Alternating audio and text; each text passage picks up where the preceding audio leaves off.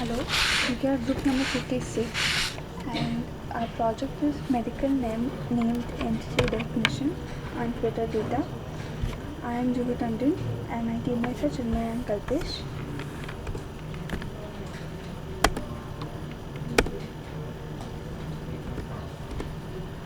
Okay, so medical entity definition is a crucial step towards efficient medical text analysis.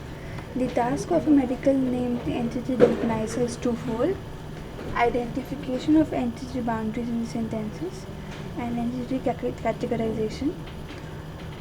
A lot of work has been done on structured data from NER, but this is our maiden attempt to extend NER for tweets in the medical domain. The medical entities we consider in our project are diseases, drugs, and symptoms. I would now explain to you the approach that we took. We used the following tools: Mallet, which is an NLP processing tool which helps in text classification. The advantage of using Mallet is that it trains CRFs with arbitrary graphical structure. MetaMap is a highly configurable program developed to map biomedical text to the UMLS thesaurus. Tweet NLP is a tool developed in the Language Technologies Lab at CMU. We use it to address the problem of POS tagging for English data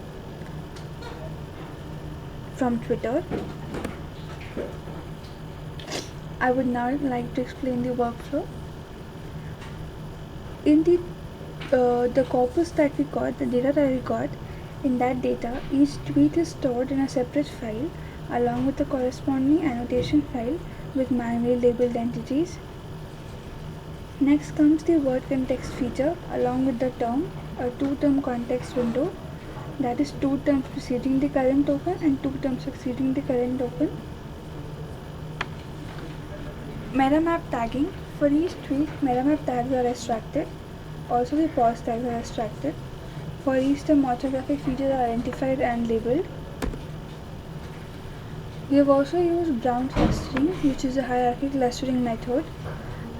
What Brown cluster does is it groups the semantically related words into similar clusters and assigns each unique word a cluster ID. We have used that cluster ID as a feature in our training file. The same processing has been done on the testing files.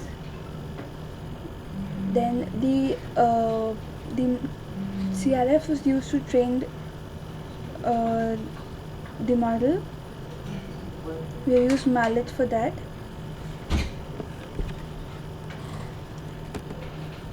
As you can see, this is the overall process. The pre-processing has been done on the corpora that we got. We have tokenized on the basis of white spaces. Feature processing has been done. The model has been trained using Mallet, which uses CRF. We now have our system files, and we also have our testing goal files.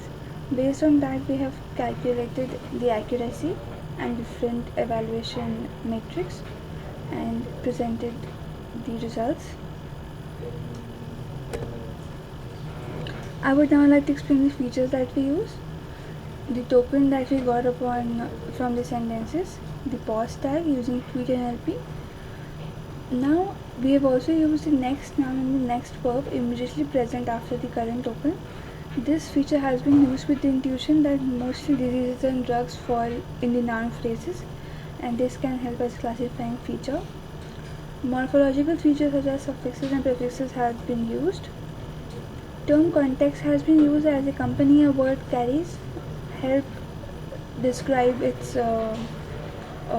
tag. Brown cluster ID has been used. Now symptoms may span over more than one word, so the average word length has been used for the various words in the symptoms. Meta tag has been used. It is a medical ontology, and we have exploited that as a semantic feature for our task. In the ortho tag, we have used the condition that if a word has punctuations in it or not, if it has digits in it or not, if the first letter of the word is capitalized or not, or all the letters are in capital case or lowercase. This is a UML diagram of our entire task.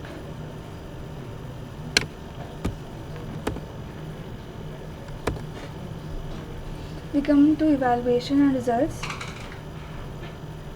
We have generated the system files using our trained models. Now 4 types of evaluation matrix has been used: accuracy, precision, recall and F-score. We tried different combination of features and we've come up with the 3 best combinations, the highest scoring combinations. The first one was the feature file that we used: term, meta tag, pos tag, auto tag, word length, 4 prefixes, 4 suffixes, cluster ID, next noun, next verb, and the same thing for the left and right tokens. This is a bar graph that I have generated using our scores. So for this particular feature files, we have got the corresponding precision, recall and F-score for drugs, diseases, symptoms, and the none category. As we see, precision is always more than recall, as it should be for any task. For none tags, the precision, recall and F-score are exceptionally high. This is because most of the tags in our label data are none. The accuracy that we got is 89.6%. This is the second best highest scoring model, and above mentioned is the feature set that we used.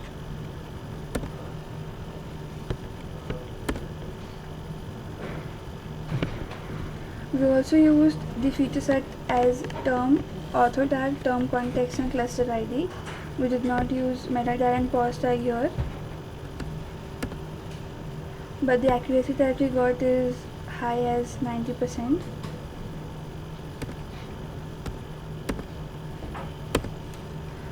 Now as you will see, the measure of evaluation matrix such as accuracy can be misleading, because most of the tags are none and our model cannot learn very efficiently. The challenges that we faced in our task is to deal with the Twitter data, as Twitter data is very noisy and non-standard terminologies are used. We experienced term variability, term ambiguity. There were a lot of abbreviations and acronyms that were used.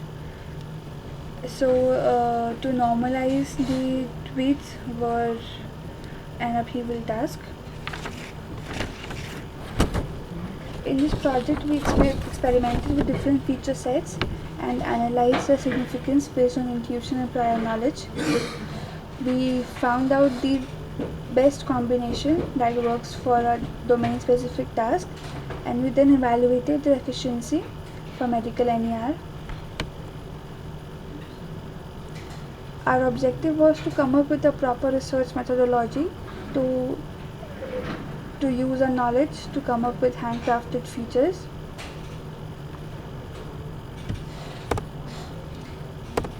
These are the references that we have used for our project. Thank you.